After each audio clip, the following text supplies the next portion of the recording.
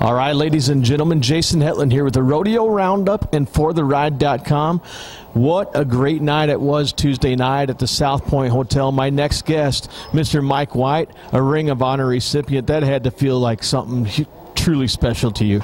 Well, Jason, it was very special. I honestly can't tell you that from my point of view that I've done so much for the sport of the bull riding, and for those guys to honor me and say that I've done so much for the sport and the fans is a great honor to me, to know that I've done my part in this sport, and it takes guys that promotes the sport and interferes with the fans and gets them more involved.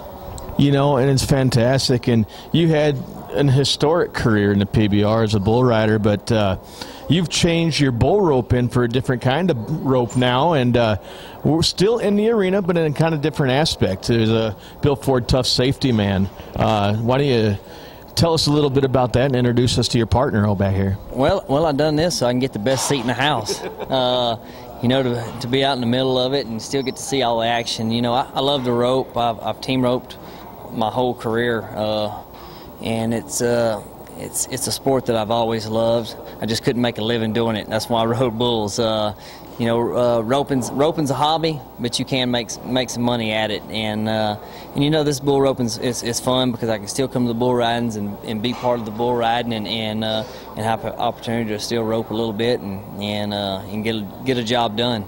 Fantastic. Now, you travel all over for the Built Ford Tough all year long.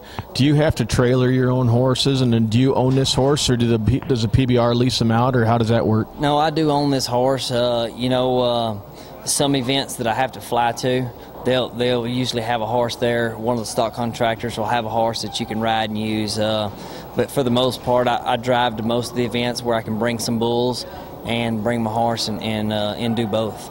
Man, that's fantastic. And you couldn't do your new job without your partner, so what's his name? His name's TLC. TLC, Tender Love and Care, right? That's it. Now, man, I see the scar above your eye, and we were watching TV just like all the fans. Kind of explain a little bit how that little accident happened. Well, it was in Tampa, Florida, and I hadn't rode my horse in a week and a half. I put him on an 18-wheeler to ship him down there, and it was the Friday night. It was the third bull out, and I hadn't really got my horse cinched up tight enough. And one of the bulls didn't want to drive out, so I reached and roped him and went to pull him.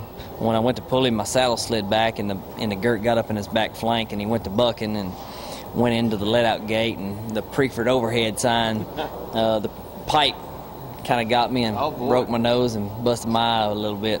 Fantastic. Well, Built Ford Tough should be your new nickname, isn't it? It's a great sponsor. Ford, every year, a fantastic ongoing sponsor for the PBR. It is. Hats off to all the sponsors, because if it wasn't for the sponsors, PBR wouldn't exist. We have to have the sponsors and the great fans. And, I owe so much to the PBR because they've got me everything that I own through the PBR. If it wouldn't have been for them, I don't know what I'd done for a career. This was a great career where my family can be involved. They could go with me, and it paid for my ranch. And we owe them so much. And anytime we get the opportunity to help the PBR, we do it. Man, that's fantastic. And speaking of family, I know your family's here with you, but you've had a pretty tough week here in Las Vegas, man. Your family getting sick, and you, the night after Ring of Honor, not feeling too hot and not able to make the performance. It takes a ton for you not to be in that arena with some of your favorite people. Yeah, it does. It's been a great week here in Las Vegas. I've got some bulls in the competition, and we won a little over $20,000 so far with our bulls, and that's been great. I love to raise bulls and buck bulls and compete with them. But we had the whole family got sick when we got here, and everybody's over it, and thank God for that. And everybody's raring and ready to go now. That's fantastic. 2 nights left. The bull championship race between Bushwhacker and Asteroid. They were coming in pretty much a coin flip apart coming into the finals. They bucked Wednesday night, exact same bull score. tomorrow's championship round on Sunday afternoon is going to be something for the record books. You know, it's going to be something for the record books. You know, if you ask me which bull, I can honestly tell you I don't know which bull. Bushwhacker and Asteroid, they're the rankest bulls I've ever seen. When I saw Asteroid at Tampa, Florida, Val Run got on him, you couldn't ask a bull to buck any harder than that bull. He was, I mean, it was unreal. And that's when I sit back and think, I'm glad I ain't riding bulls anymore to have to get on him or Bushwhacker. But, you know, if I had to say which was the rankest bull in the world that night, Asteroid hands down was the rankest bull in my opinion. Yeah, and we talk about a great championship race. We're going to end off the interview with something that people are never going to see again in the Built Ford Tough, no matter what day it is.